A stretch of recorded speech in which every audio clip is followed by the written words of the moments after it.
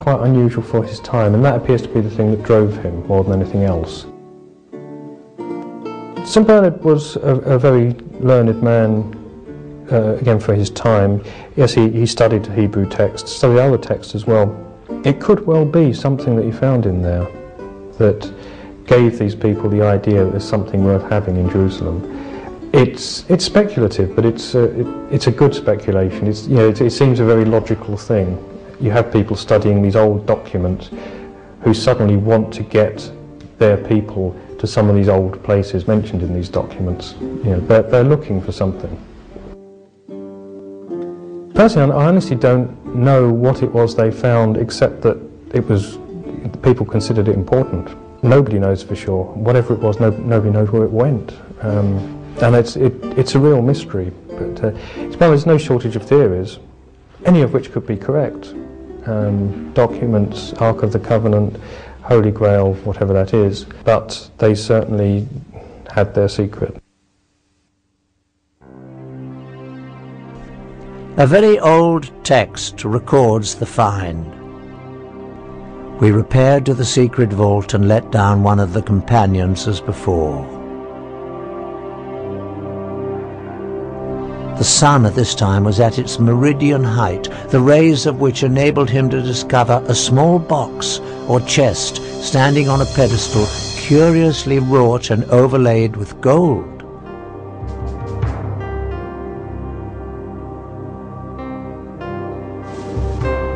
He gave the signal of ascending, and it was immediately drawn out. We have brought it up for the examination of the Grand Council. Just what was in this small box that got the Templars so excited?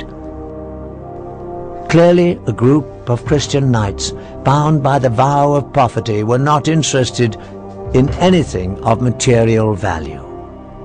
More likely, it was an object of great religious significance. To this day, we still do not know exactly what the Templars found in the secret vault. What we do know is that news of the find brought Count Hughes of Champagne, the man who bankrolled the expedition back to Jerusalem, to join his former vassals.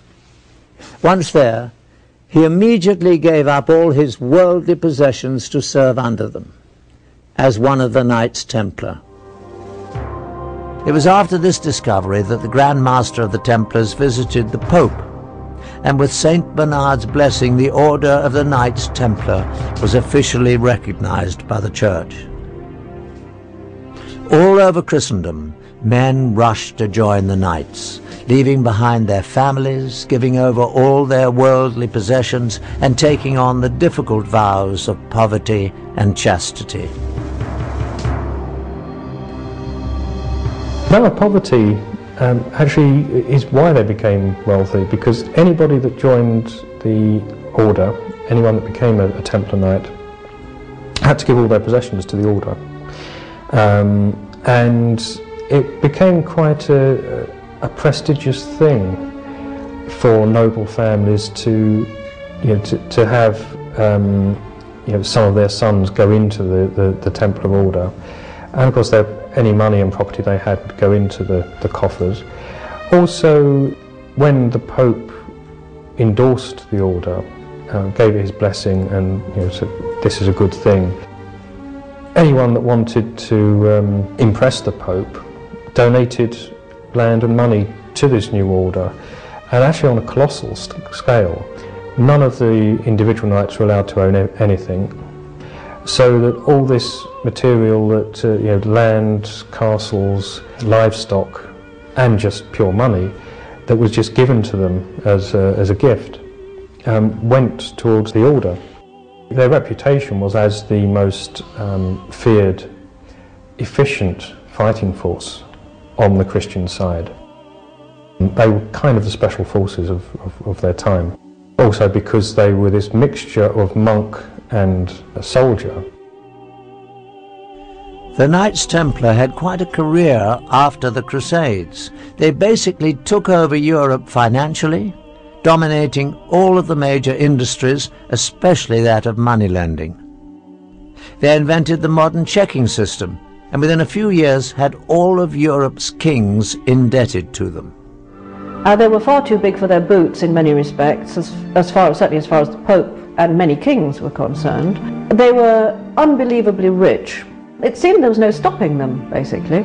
Most historians believe that they got their comeuppance because of their wealth. Essentially, the French king who started the suppression of the Templars, Philip the Fair, essentially that he was jealous of their great wealth. And it is generally thought that he used accusations of blasphemy and sacrilege against them, but really he wanted their money. The charges against the Templars were blasphemy and sacrilege, and that they failed to observe the usual reverence of the church, but that was well known. There were sexual elements in the charges, but then there always are when you think about it in charges against heretical groups. They were accused of sodomy, of homosexual acts.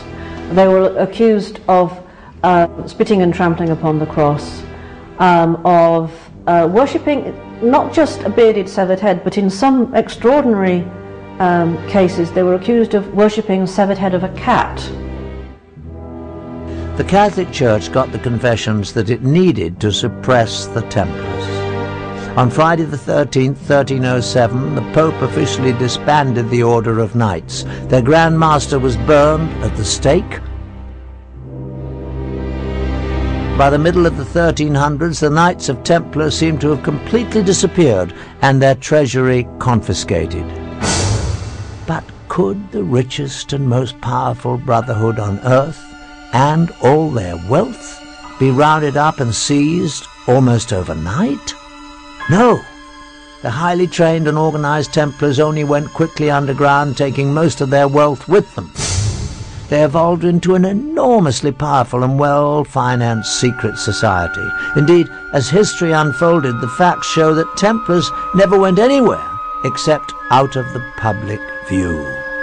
But with one added dimension: an extreme hatred for the Catholic Church. At the same time, the Priory of Zion assumed that they would meet a similar fate from the Church. They too seemed to disappear, but again, only from the public eye. Over more than 400 years, from the 14th through the late 18th centuries, the Masons, Assassins, the Priory of Zion, and the Templars existed as relatively isolated secret societies with a limited reach, until on May the 1st, 1776, in Bavaria, the human race saw what might be its darkest day. Adam Weishaupt, a Jesuit-trained professor of canon law, well-versed in the occult, formed a new secret organization that would unite all the secret societies for an unthinkable purpose: to gain complete control over the world and its resources, and to achieve total domination of its people. Weishaupt euphemistically described it as a new world order. His diabolical brotherhood was founded on a synthesis of the themes of secret societies that had gone before. He skillfully combined Masonic secret rituals and knowledge, the assassins' Islamic mysticism, killing arts, and use of hashish, the Priory of Zion's influential membership, and the Templars' wealth, power, military science, and vendetta against the Catholic Church. To that, he added his own knowledge of the occult. It was not an accident that he chose May the 1st, a very important date on the Satanic calendar, for the founding of his society. The group was called the Illuminati. The public translation was intellectually inspired. But Weishaupt himself said in private that the word was derived from Lucifer and meant holders of the light. The official seal of the Brotherhood was a mystical, unfinished pyramid, and an eye above it with rays of light emanating in all directions. The eye represented the all-seeing, all-knowing nature of the illuminated Brotherhood reigning above the world. To his followers, the founder listed the 5 top secret primary means that would be used to accomplish his dark goal of total world domination.